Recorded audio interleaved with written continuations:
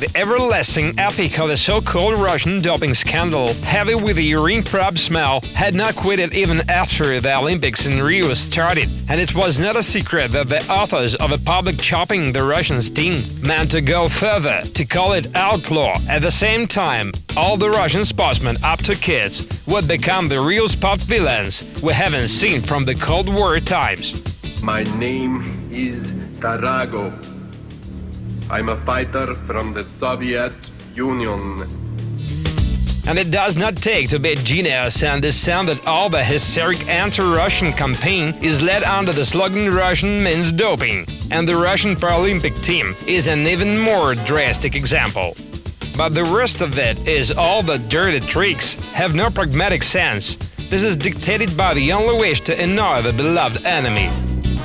The president of the International Olympic Committee perfectly realized that the decision to ban Russian athletes is illegal, and that is why he was washed his hands free from all consequences. Especially now when the fancy beer hackers, whom the Western sport officials refer to the Kremlin, are telling the world a fancy history about the doping programs for the numerous famous athletes from the United States and Britain that was officially but secretly legalized by WADA. By the way, a great number of the Western sportsmen who were allowed to dope took the gold in Rio.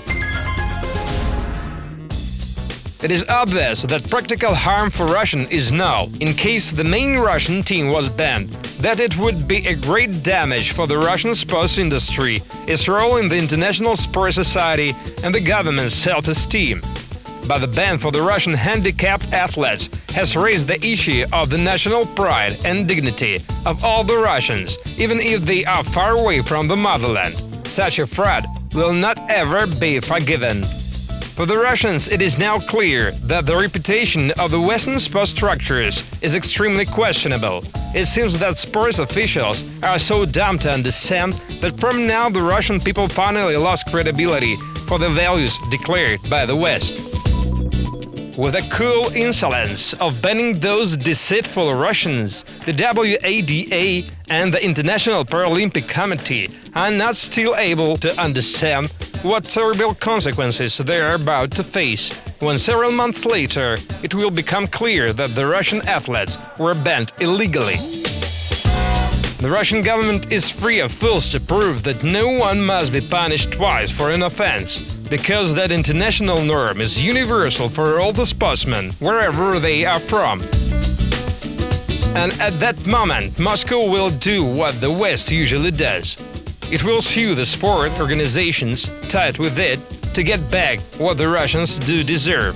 It will turn out that, according to the respective sports experts, the banned Russian athletes accused of doping must have been not an extra, but pretenders for the Rio's gold. It's awful to think how much money they will pay for the damages they did to the athletes, countries and sponsors as well. It will be fantastic money. No mercy, just money.